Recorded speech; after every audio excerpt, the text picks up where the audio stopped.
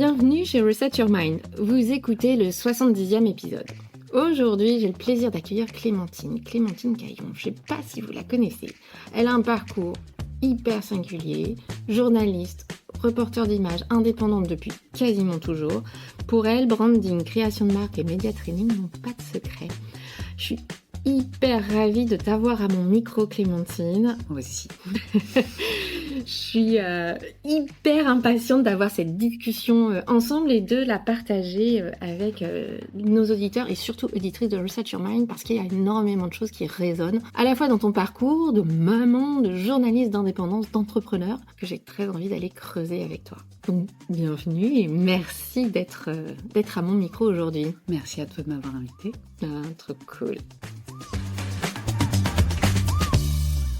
Clémentine, on va commencer un petit peu par te présenter. Moi, c'est ce que je perçois et je t'ai présenté de cette manière-là, mais si tu devais te présenter toi, comment est-ce que tu te présenterais, Clémentine ? Je me présenterais, je dirais que je m'appelle Clémentine Caillon. Souvent, c'est ton prénom qui te définit, je trouve. Donc voilà. Okay. Je m'appelle Clémentine Caillon, je suis entrepreneuse, je fais du média training.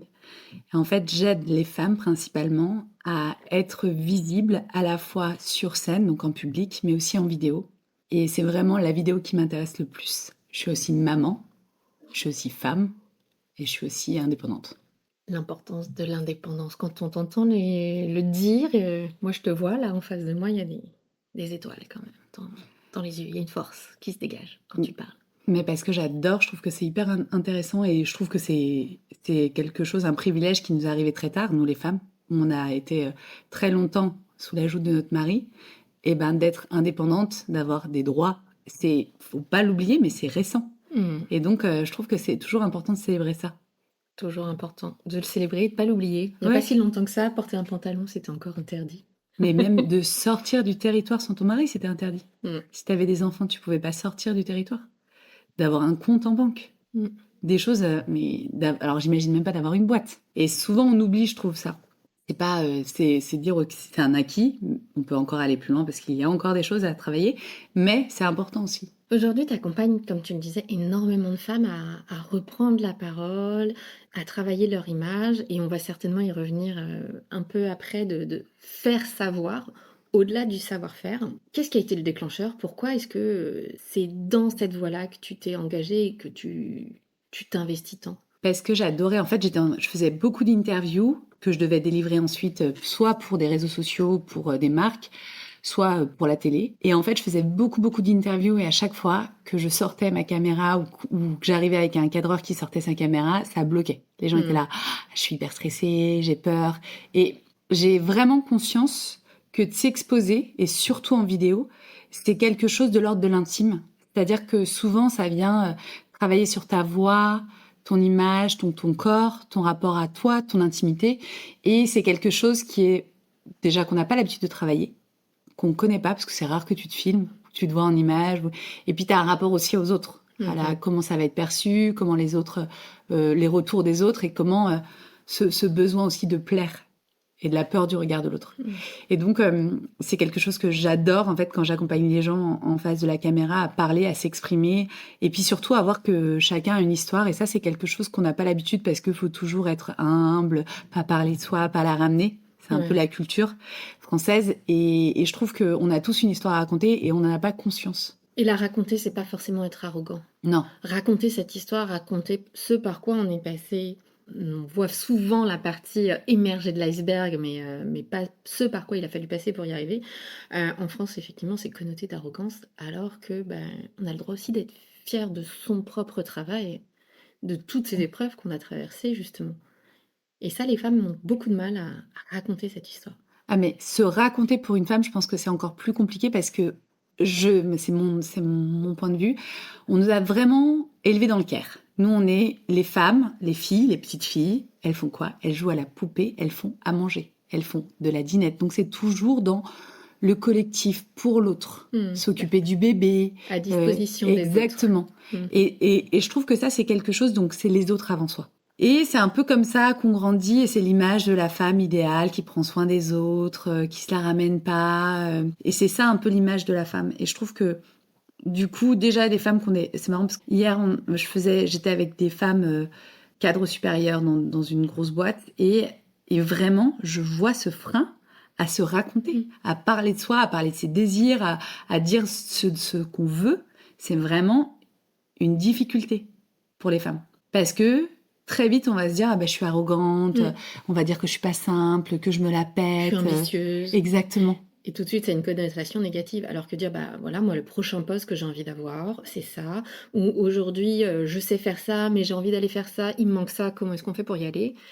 Bah en fait, si on le dit pas, on n'est pas Personne. identifié et personne viendra vous chercher.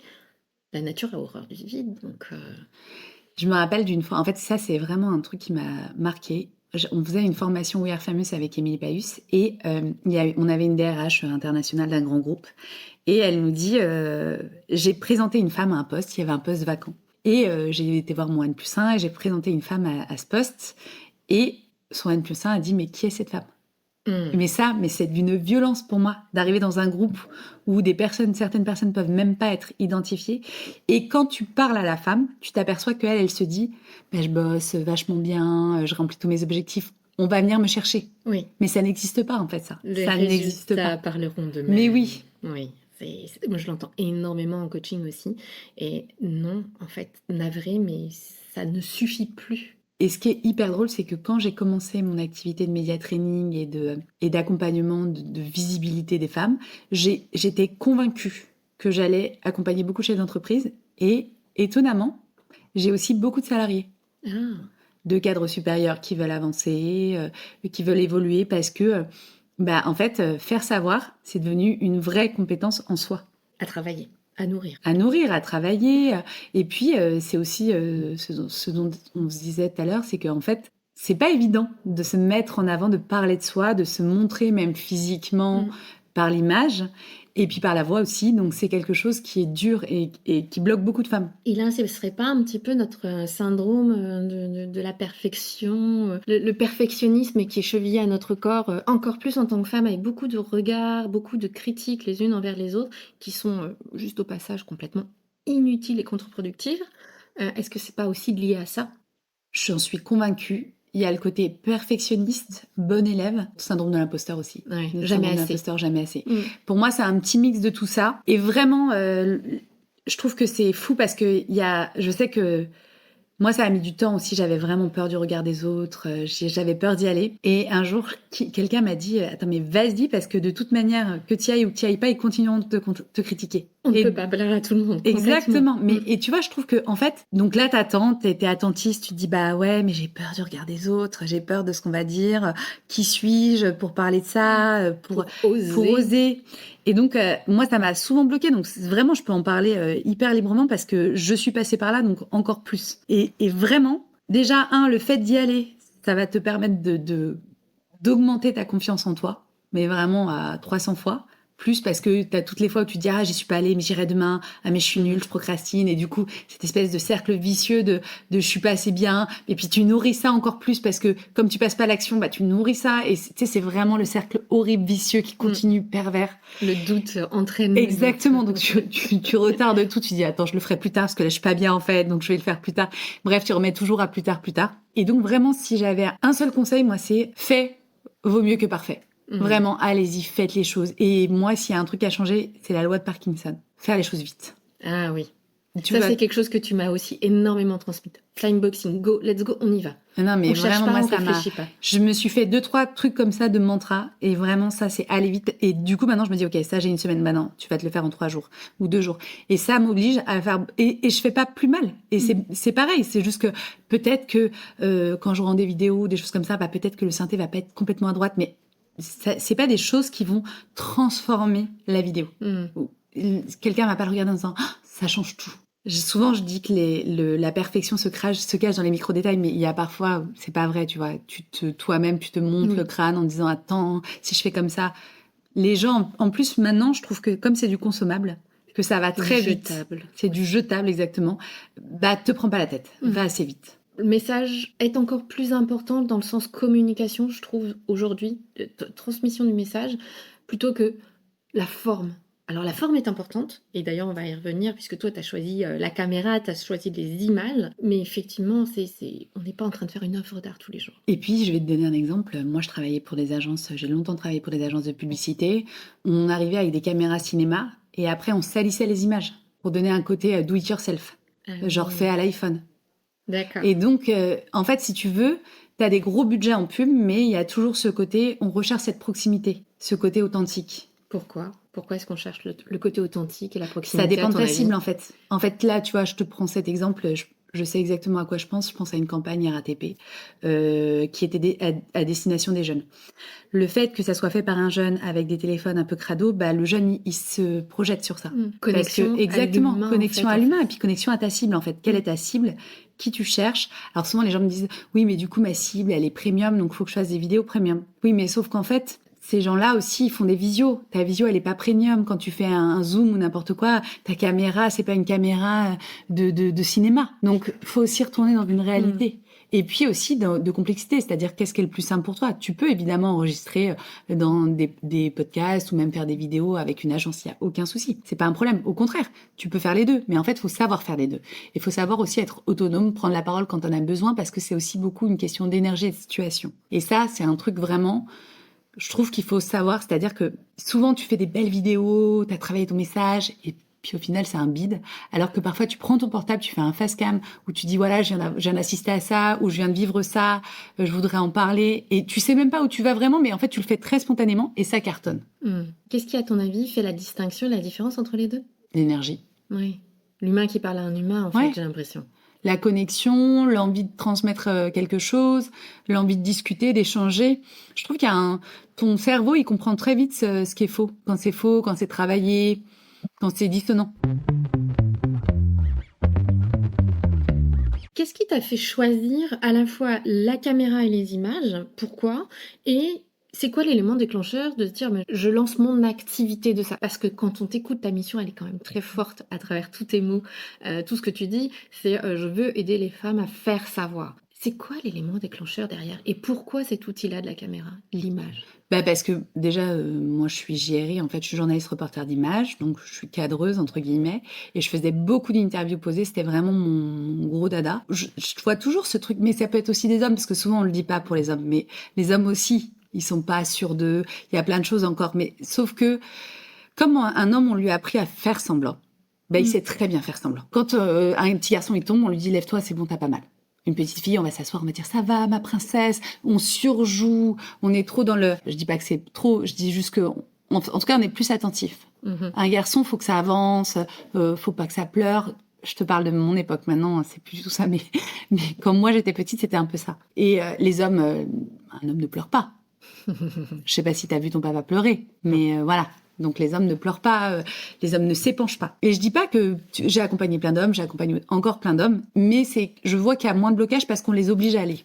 Donc ils y vont. Alors qu'une femme, elle va toujours dire vas-y à ma place. La femme de l'ombre. Moi j'ai très souvent, parce que je coach aussi bien des hommes que des femmes aussi, et j'ai très souvent non mais moi je suis la femme de l'ombre, je fais. Et parfois j'ai certains hommes qui vont même jusqu'à dire non mais quand tu veux qu'un truc soit fait, demande à une femme en fait. Il y a le côté non mais en fait je sais que ça sera fait, je sais que c'est fiable. Alors on va pas tirer une généralité, mais j'ai entendu ça régulièrement ces dernières années et je trouve ça quand même un peu ça m'interpelle encore aujourd'hui.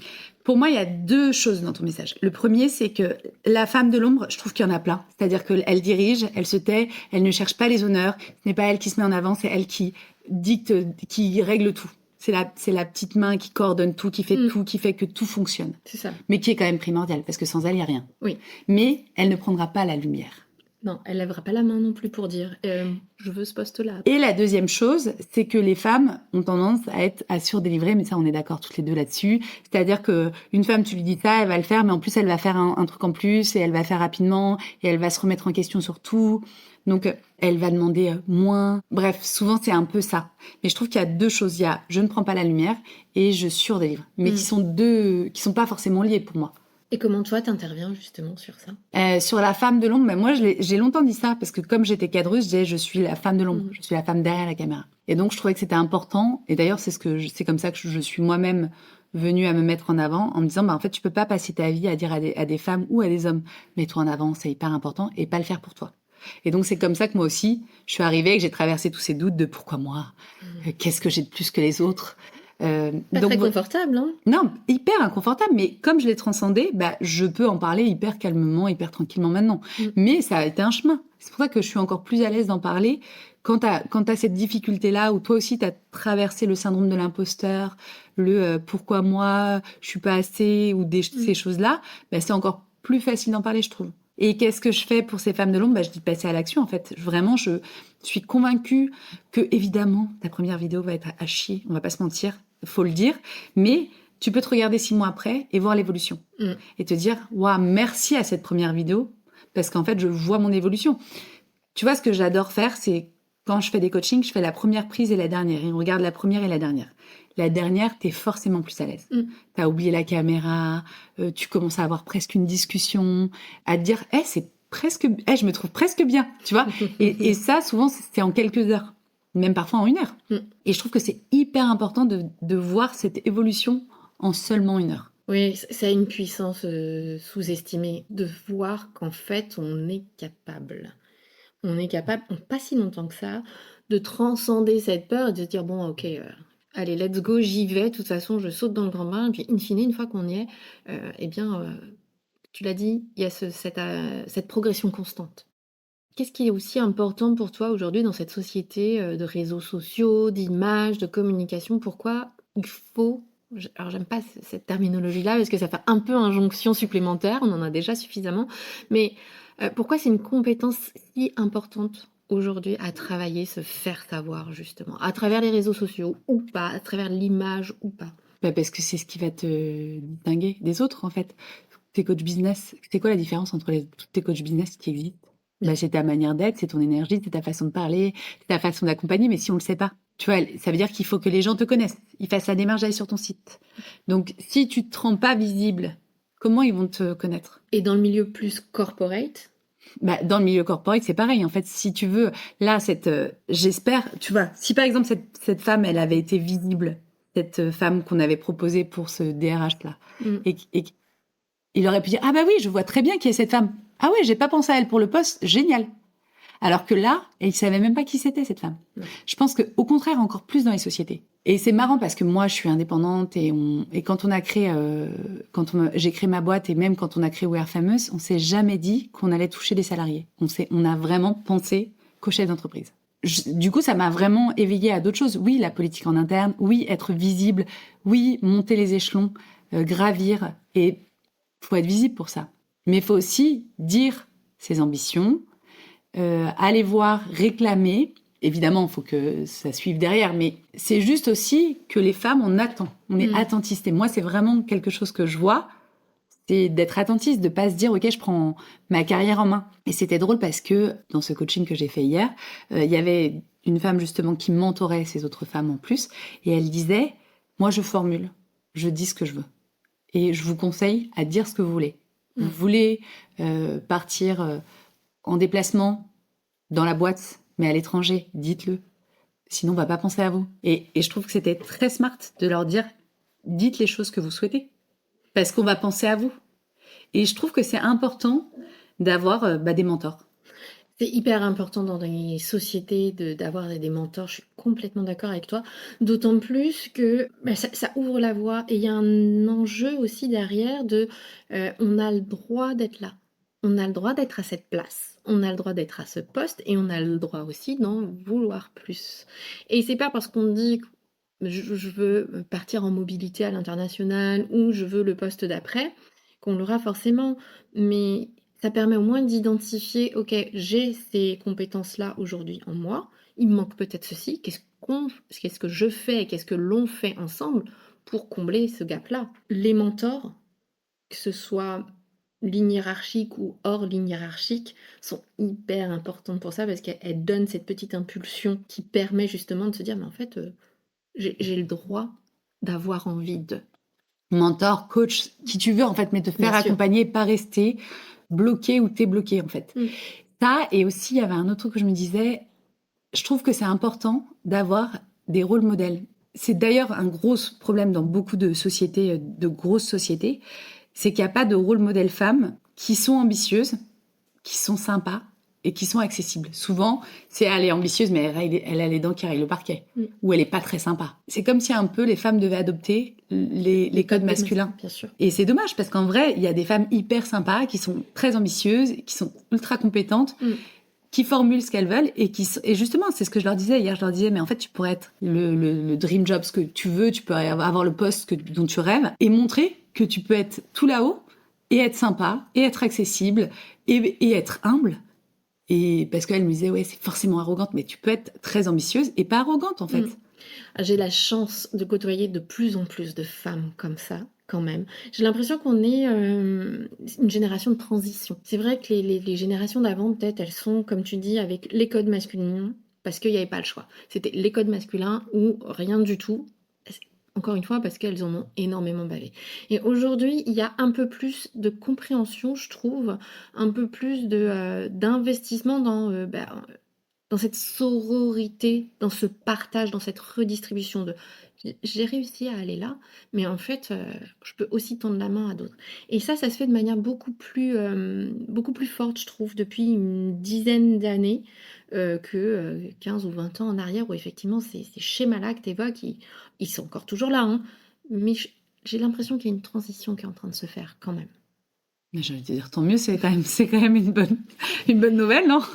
Mais moi, justement, tous ces sujets, ça m'intéresse parce que je suis maman, comme tu l'as dit, et je suis maman d'une fille. Donc, c'est encore plus, ça me touche encore plus. Je trouve que c'est important d'ouvrir la voie à tout ça. En tant que maman, justement, et d'une petite fille, qu'est-ce que tes maternités ou ta conception de la parentalité t'a apporté, justement? Moi, ça m'a appris beaucoup. C'est marrant parce que je voulais pas du tout être maman tout de suite. En fait, je l'ai été beaucoup plus tôt que je l'aurais pensé. J'aurais pensé... En fait, c'est marrant, je viens de province, je viens d'Angers. Et quand j'étais jeune, je me suis toujours dit, à 28 ans, je serai mariée, j'aurai des enfants. À 28 ans, ce n'était pas le cas. Donc, je me suis dit, bon, bah, j'aurai des enfants à 40 ans ou 38 ans ou un peu plus tard. Et puis, la vie a fait que mon conjoint voulait vraiment des enfants. C'est marrant parce que moi, j'ai eu l'effet inversé de quelqu'un qui me dit, allez, viens, on fait des enfants. Mais j'étais là, non, je suis pas prête. Et donc, j'ai eu des enfants à 30 et quelques années.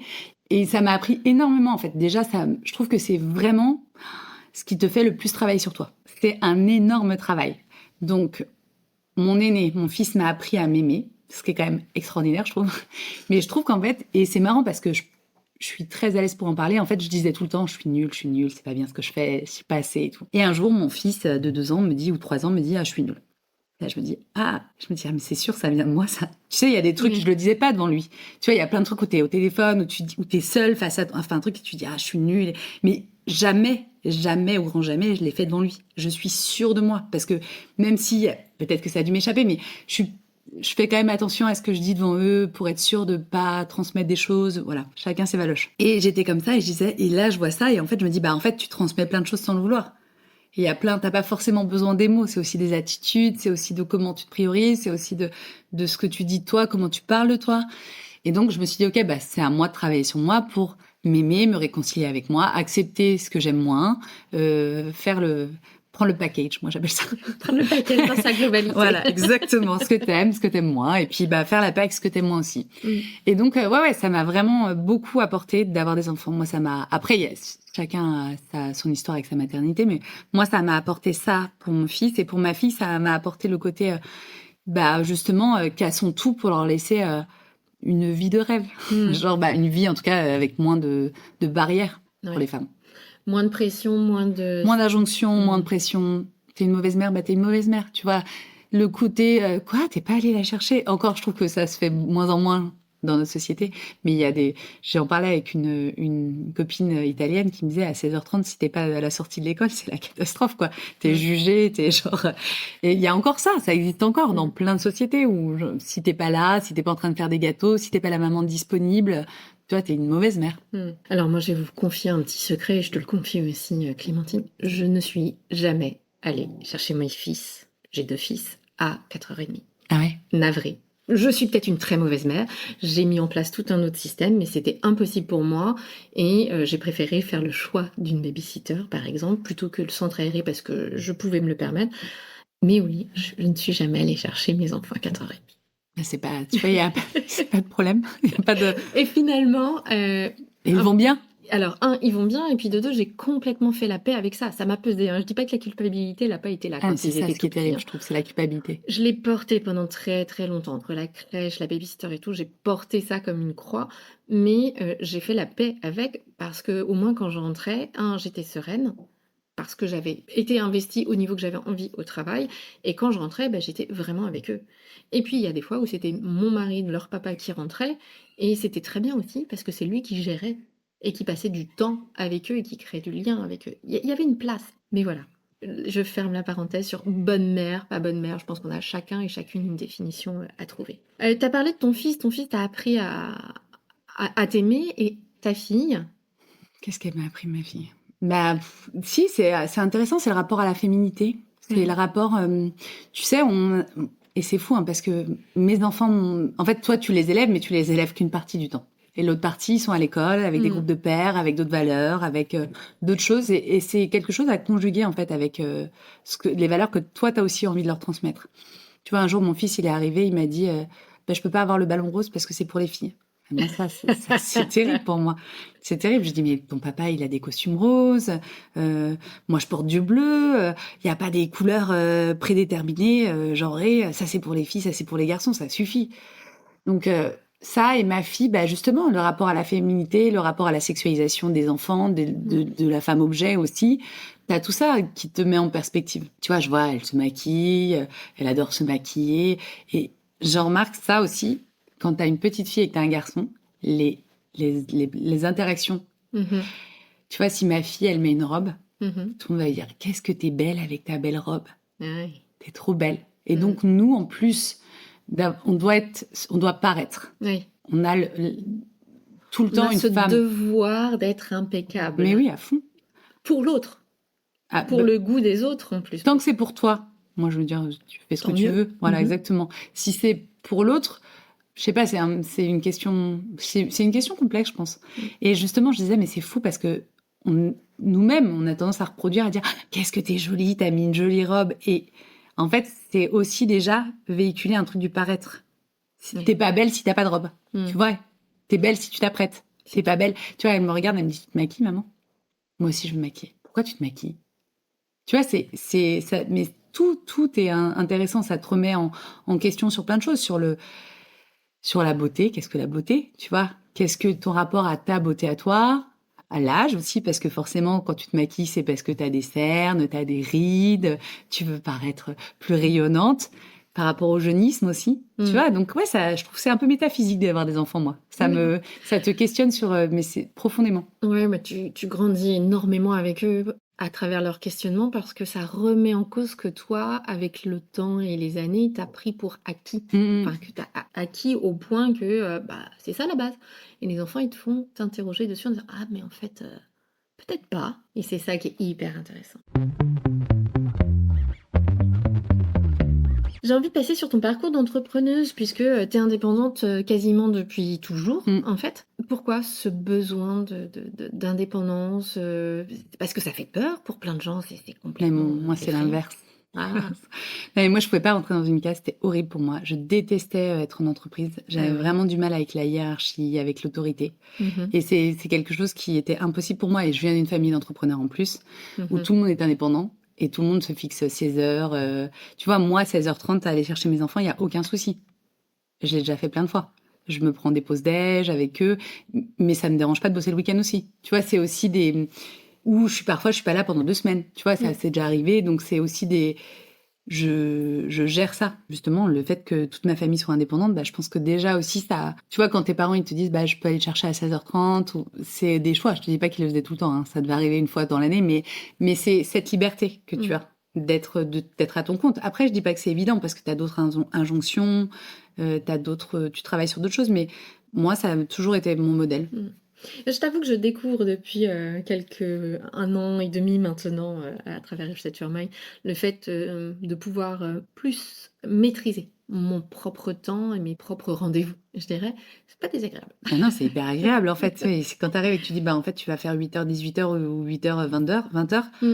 Tu dis, ah bon, bah et ben là, tu vois, là, c'est pas des coups de bourre. Moi, j'ai été quand même 2 ans salariée. Et puis, je me suis pas dit que c'était incroyable. Je trouvais pas ça fou. Je trouvais que les gens se donnaient beaucoup, se privaient beaucoup, s'oubliaient énormément, avec très peu de reconnaissance. Mais entreprendre, c'est quand même aussi hyper challenging. Et ça peut, pour certains, être hyper effrayant aussi. Comment toi, tu gères justement au quotidien? Au début, j'ai eu du mal à gérer. Je t'avoue que c'était. Puis quand tu te lances, tes revenus sont pas au début récurrents, t'as pas des gros revenus, donc t'as toute une partie comme ça. Après, souvent, quand t'es jeune, t'as moins d'attentes au niveau Mhm. salarial que quand t'es plus âgé et quand t'as une famille. Mais t'apprends à gérer l'inconfort.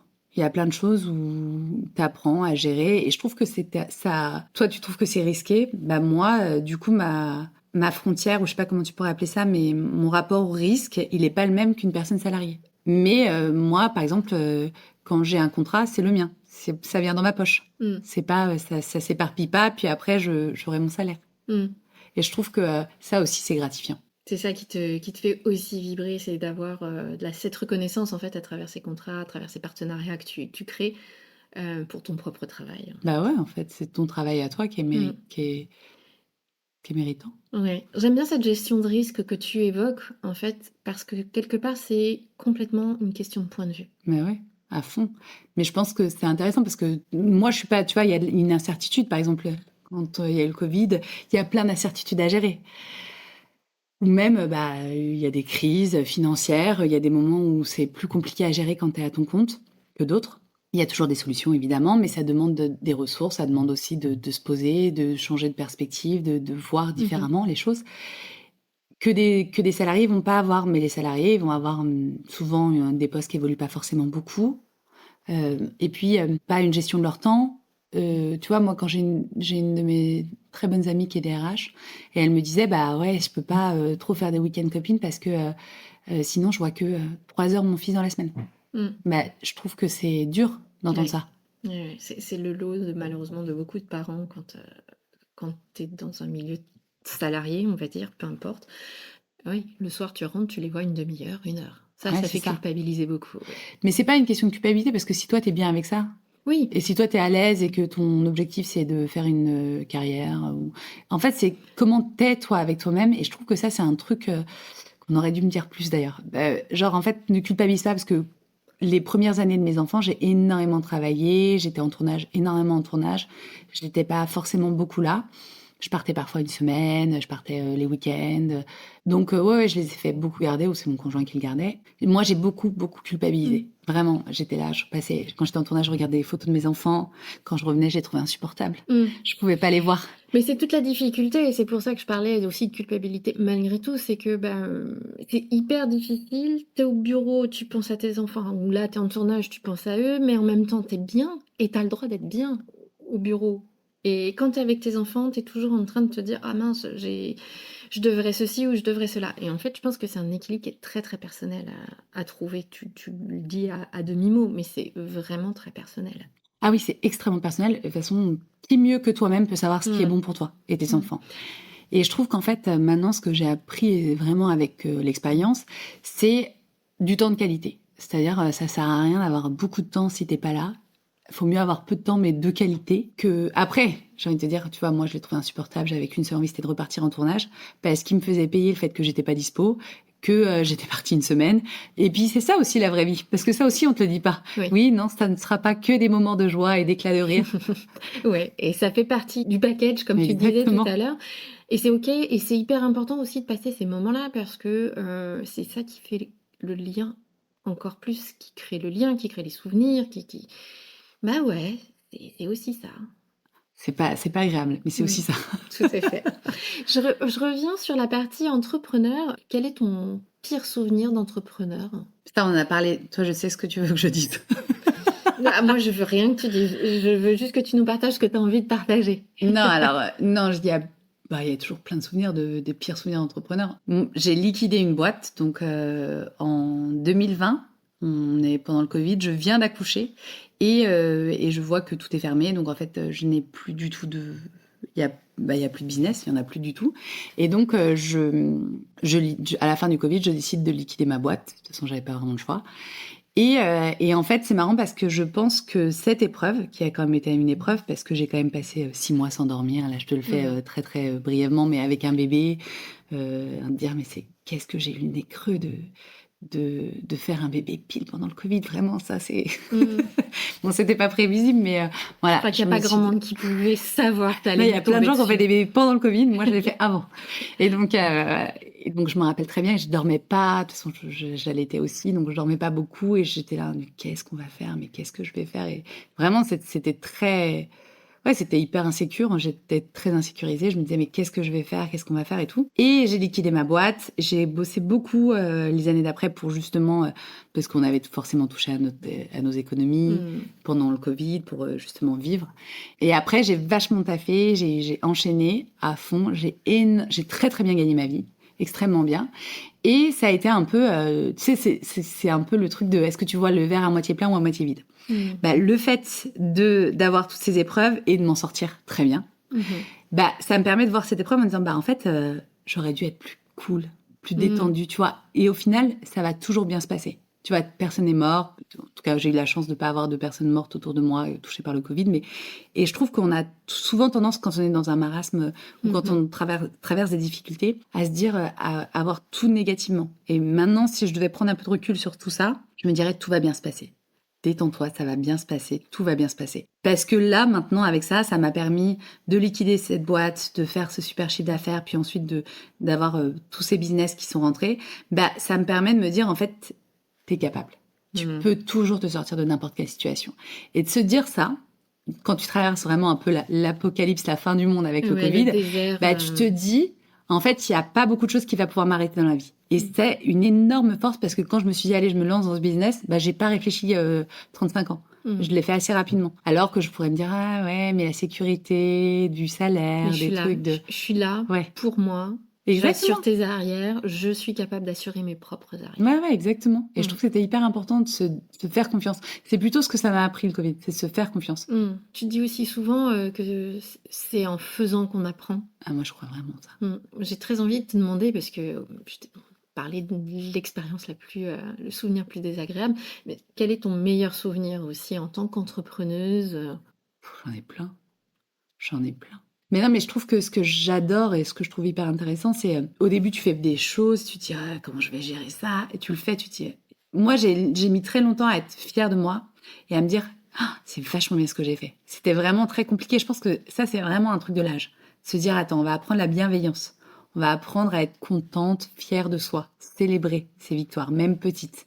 C'est vraiment... Et je pense que ça, c'est aussi les enfants. Tu vois, typiquement de dire, attends, c'est aussi bien d'être fier de soi et de construire. Parce que c'est aussi ce qui fait que tu as confiance en toi. Parce qu'il te permet de tenir la distance, en fait, de célébrer comme ça régulièrement, de te dire, hey, là c'est cool. Oui, c'est pas seulement la finalité, la ligne d'arrivée de l'Ironman ou du marathon, mais c'est aussi chaque kilomètre. C'est le chemin. C'est hyper important, sinon en fait au bout de 2 kilomètres, t'as juste plus envie. Et je pense, ouais, c'est ça, et à chaque fois de sortir de challenge et de me dire, ok, ben, je l'ai fait, ça je l'ai fait. Bon, je vais te parler dernièrement d'une conférence que j'ai faite en anglais, et vraiment ça c'était très challengeant pour moi parce que j'ai dû parler en anglais la dernière fois en Erasmus, donc autant dire que ça faisait bien longtemps.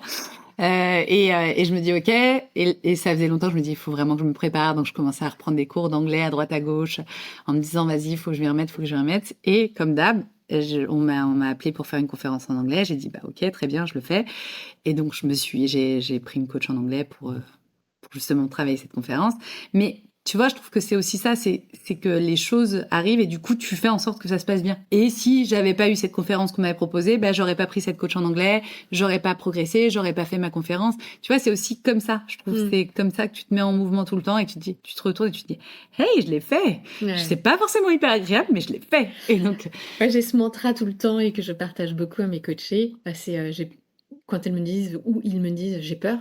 Ouais. Mais j'y vais. Mais oui, c'est ça, moi j'adore.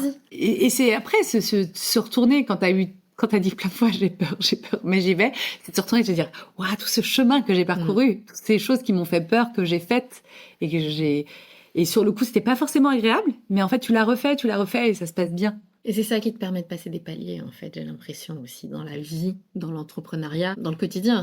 J'ai peur, mais j'y vais. Et puis tu te rends compte que ah ouais. Cool. Et ça te donne souvent aussi envie d'aller encore un petit peu plus loin. Ben surtout, tu t'autorises. Tu te dis, ah, ça s'est bien passé. Bon, c'était pas tout le temps confortable, mais ça c'est, personne n'est mort, tout va bien, je suis en vie, je me suis pas fait lyncher sur la place publique, c'est bon, je suis là encore, allez, on y va.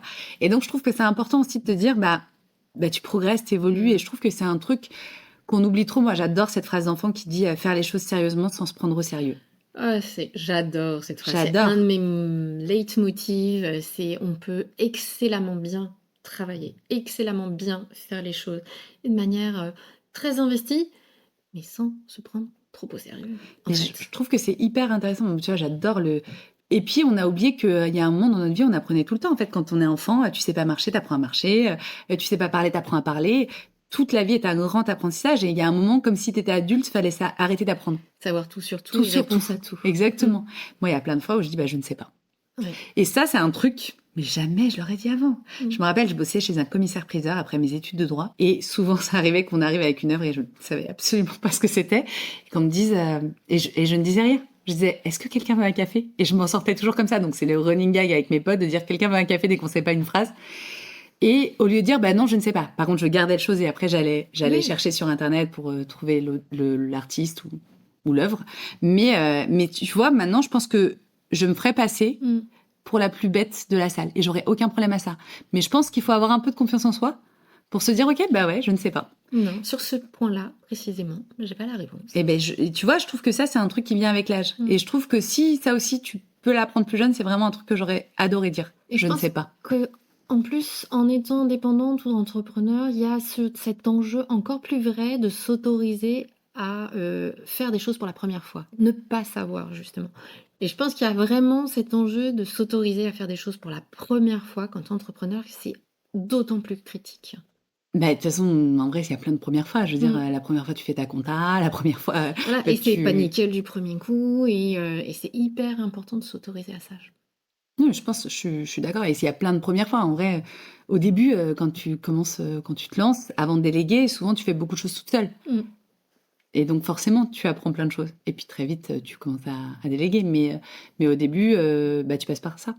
Super, Clémentine. Merci beaucoup pour ce temps. Moi, j'ai envie, pour conclure, de te demander si tu avais un tips ou un mantra pour les personnes qui nous écoutent. Quelque chose que tu aurais envie de laisser. Alors, j'en ai 3. J'en ai pas un, j'en ai 3. Crois en toi. Vraiment, il n'y a personne d'autre qui croira en toi à part toi-même. Vraiment, c'est mon mantra le plus fort. Deuxième, échoue. Et c'est pas grave d'échouer, vraiment, c'est soit t'apprends, soit tu gagnes, mais vraiment, relève-toi le plus vite possible, c'est pas grave. Digère, prends le temps que t'as besoin, mais faut pas que ça t'arrête. En vrai, c'est qu'un apprentissage et je trouve que vraiment, je suis pour dire aux gens, tester des choses, échouer, recommencer, allez-y, mais mettez-vous en mouvement. Et la troisième chose, tes faiblesses sont souvent tes plus grandes forces une fois acceptées. Une fois qu'on arrête de les alimenter, on peut les inverser. Exactement, les voir différemment. Et oser, toujours oser. Oui. Allez-y, passez à l'action. Super. Je pense que vous l'aurez compris pourquoi il était aussi important pour moi que Clémentine soit à mon micro aujourd'hui. J'avais vraiment envie de partager avec vous cette énergie que je capte à chaque fois que je peux croiser Clémentine. Si vous avez besoin de la contacter, vous retrouverez bien évidemment ses coordonnées dans les commentaires de l'épisode. Mais pour conclure, moi j'ai vraiment envie de te remercier Clémentine, de réconcilier en fait cette image, cette place qu'on a le droit de prendre, y compris dans ce faire savoir, y compris dans cette sécurisation qu'on a à construire autour de nous-mêmes et de cette réconciliation avec l'image.